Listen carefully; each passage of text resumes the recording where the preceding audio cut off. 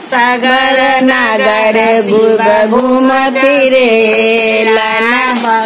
कहाँ गेली किया गेली गौरी सोहागिन आन तू भांग के झूला कहाँ गेली किया गेली गौरी सोहागिन कहाँ गेली किया बेली गौरी सोहागिन आन तू भांग का जोड़ी सर के दिखलाऊंगे माई सिया रूप दिगंबर शिव के दिखलाऊंगे माई शिव के दिखलाऊंगे माई जोगिया रूप दिगंबर शिव के दिखलाऊंगे माई आखी गुड़र शिव भू चमका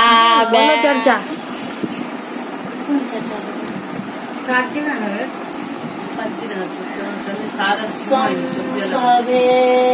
गुरुदेव नमः। सर्वप्रथम श्री गुरु के चरणों में प्रणाम करती हूँ। मेरा प्रणाम स्वीकार हो भैया। स्वर्गीय लीलम दीदी के चरणों में प्रणाम करती हूँ। मेरा प्रणाम स्वीकार हो भाई। जितना स्थल पर गुरु भाई और गुरु बहने बैठे हैं उनको शरण में प्रणाम करती हूँ। मेरा प्रणाम स्वीकार हो भैया। हरिंदर ने 3 सूत्र दिए हैं। पहला में दया, दूसरा में चर्चा, तीसरा में नमः। दया किस भाव से मांगती हूँ? ये शिव आप मेरे गुरु हैं, आपके शिष्य हैं, मुझ पर दया कीजिए। दूसरा में चर्चा करती हूँ, तीसरा में नमः शिवाय करके प्रणाम करती हूँ। मेरा प्रणाम स्वीकार। একটা নদী দুটো পাথর ছিল, ওই পাথর দুটো ভাস ছিল। ওই পাথরটাকে मतलब ওই গ্রামের লোক সব করলো কি একটা মন্দিরে বসালো আর একটা ঘাটে বসিয়ে দিল। যত গ্রামের লোক আসতো চান করতো, কাপড় কাচতো, সব জিনিস ওইখানে ইয়ে করতো। ওপরে হতো রাত্রি যখনই 12টা বাজতো তো দুটো পাথর এক জায়গা হতো, হয়ে দুটো পাথর কথা বলতো, কি রে ভাই मतलब তুই তো ভালো, আমরা তো খুব ইয়ে আছি, কেন তুই তো মন্দিরে বসে আছে সবার সবাই তুমি পুজো করে পাঠ করে চলে যাচ্ছে, আর আমি তো এই তো সবাই যে আসে কাপড় কেচে নিচ্ছে, চান করে নিচ্ছে, যত নোংরা ভাসছে সব ধুয়ে চলে যাচ্ছে।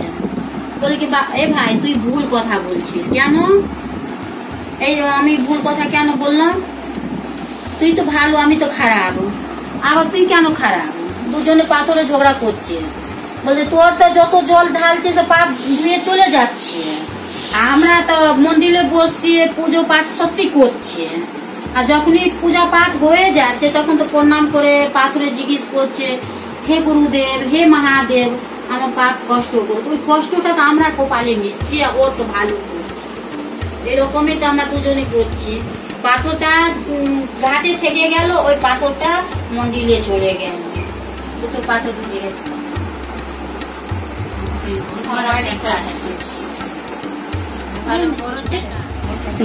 संभवे गुरुवे नमः चरणे प्रणाम प्रणाम स्वीकार करो माँ पार्वती चरणे प्रणाम আমার প্রণাম স্বীকার করো। হরিন্দর भैया नीलाम दीदी চরণে প্রণাম আমার প্রণাম স্বীকার করো।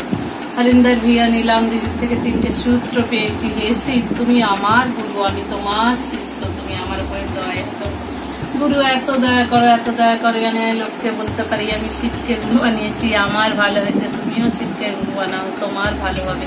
প্রথমে দয়া চাইবো, তারপরে চর্চা করবো। আমি আমার গুরুর চরণে প্রণাম নিবেদন করবো। আমার প্রণাম স্বীকার করো মা পার্বতী, তোমার চরণে প্রণাম। সকল গুরু ভাই গুরু বোনের চরণে প্রণাম, আমার প্রণাম স্বীকার করো।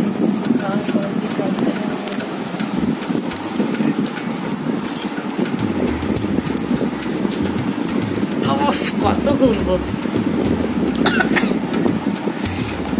এক রাজা ছিল, রাজার দান করতো, কিন্তু রাজার একটা দানের টাইম ছিল, সকাল 10টার থেকে বিকেল 5:30 পর্যন্ত রাজা দান করতো। তা রাজা দান করতো যখন, তা যখন বলছে কিনা যে এই টাইম ছাড়া তো আর দান করতে টাইম নেই, তাই এই টাইমের মধ্যে এই টাইম দান করবো। সকাল 10টার থেকে 5:30টায় রাজা দান করবে।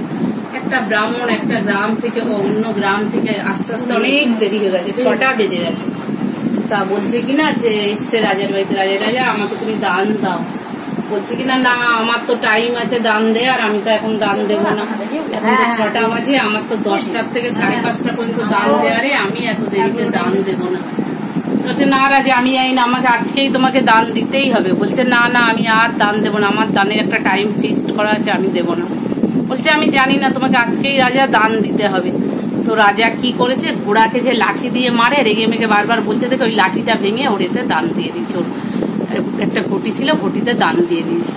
যে এই দান দিয়ে দিয়েছে তা চলে গেছে ও দান নিয়ে, ও কিছু বলেনি, দান নিয়ে চলে গেছে। তা বলছে কি যে আর কিছু না বলে গিয়ে ওর বউকে বলছে কি যে হ্যাঁ রাজা, কি গো রাজা দান দিল? বলছে হ্যাঁ দান দিয়েছে। তুমি ওই জায়গাটা ভালো করে গোবর দাও, গোবর দিয়ে আর ধূপ ধরাও, আমি দেখাচ্ছি রাজা কি দান দিয়েছে। ও কি করেছে, ওই জায়গাটা ধূপ ধরিয়েছে, ধূপ ধরিয়ে আর গোবর দিয়েছে, দিয়ে ওই ফটি সমেত বসিয়ে দিয়েছে। যেই বসিয়ে দিয়েছে বলতে বাবা রাজা তোমায় কি দান দিল? বলছে শোনো এইসব নিয়ে কোনো আলোচনা করো না, রাজা দান দিয়েছে এটা রাজারই যাবে, চুপচাপ থাকো তুমি। এই বলে ও কি করছে, ওই একটা জায়গায় বসিয়ে দিচ্ছে। দিনের দিন ওটা বাড়তেই থাকছে, দিনের দিন বাড়তেই থাকছে। তো বলছে বাবা এটা বাড়ছে কেন? বলছে যে দিয়েছে এ তারই, এটা ওই খণ্ডিত করবে, তুমি চুপচাপ থাকো, এই নিয়ে কোনো আলোচনা করো না। এবার আবার এসছে, আরেকজনের কাছে এসছে যে এরকম আমি তো ভুল করেছি, আমার তো দান দেওয়ার টাইমে ওনাকে তো আসতে বললাম, পরের দিন আসেনি, আমি জানি আমি ভুল করেছি, কি করবো? ওর নিজের ব্রাহ্মণের কাছে গেছে, তো ব্রাহ্মণ বলছে তুমি যেটা ভুল করেছো, তাহলে কি করবে? এই ভুল এ করবে কি করে? তো রাজা কি করেছে, এবার এ করতে গেছে, সিপাহীকে নিয়ে গেছে বাঘটা মারতে, জঙ্গলে গেছে, কোনো বাঘটা কিছু মারতে পারেনি। তা রাজা যেহেতু মারতে পারিনি, বাড়ি ফিরতে পারবে না। ও কি করছে, একটা জায়গায় রয়েছে, ও একটা জায়গায় রয়েছে, তা বলছে কিনা যে শিকার যেখানে করতে পারে তাদের রাত অন্য জায়গায় কাটাতে হবে। তো কি করছে, ওই ব্রাহ্মণের বাড়িতেই গেছে। ব্রাহ্মণের বাড়ি গিয়েছে, বাবা তোমার এইখানটা এরকম বড় এরকম কি হয়েছে, এগুলো কাটি কাটি কি? বলছে একটা রাজার কাছে আমি দান নিতে গেছিলাম, ওই রাজা আমাকে দানে দিয়েছে, ঘোড়ার যে মারে সেই ঘোড়ার লাঠিটা আমাকে ভেঙে দিয়েছে দান। তাও রাজা কিছু বোঝেনি। বলছে কেন তা এরকম বড়, এত বড় হয়ে গেল? বলছে হ্যাঁ ওই রাজা দিয়েছে, ওই রাজাকেই ইয়ে করতে হবে, দাঁড়াও না। এই বলে তাও দিন কেটে গেছে, আছে থাকতে থাকতে পরের দিন সকালে এখন আবার এসছে। বলছে কেন এটা এরকম হলো?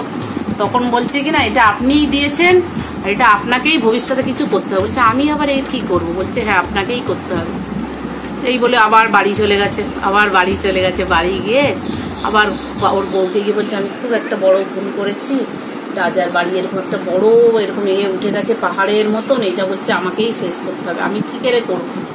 আবার ওই পুরোহিতের কাছেই গেছে, পুরোহিতকে গিয়ে বলছে কি যে তাহলে এটা কি হবে? বলছে তো আমি জানি না, এটাকে তোমাকেই কিছু শেষ করতে হবে, এটাকে তো তোমার জীবনেই পড়বে এটা।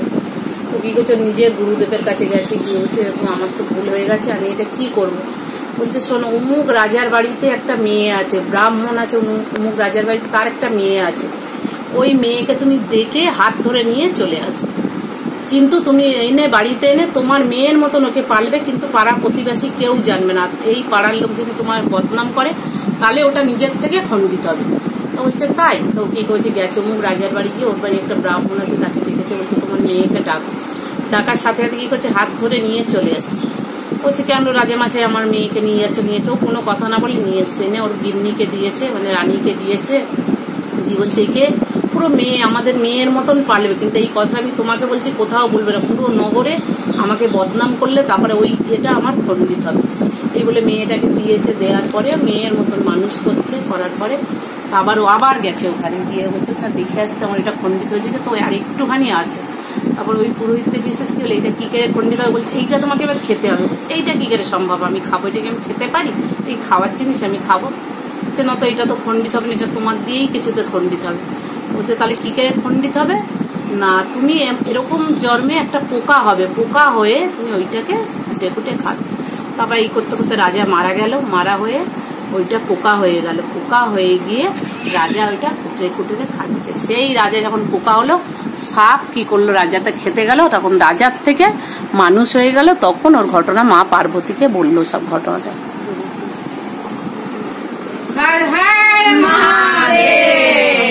এরকম ক্যামেরাওয়ালা যদি থাকে তাহলে মুখ দেখাচ্ছে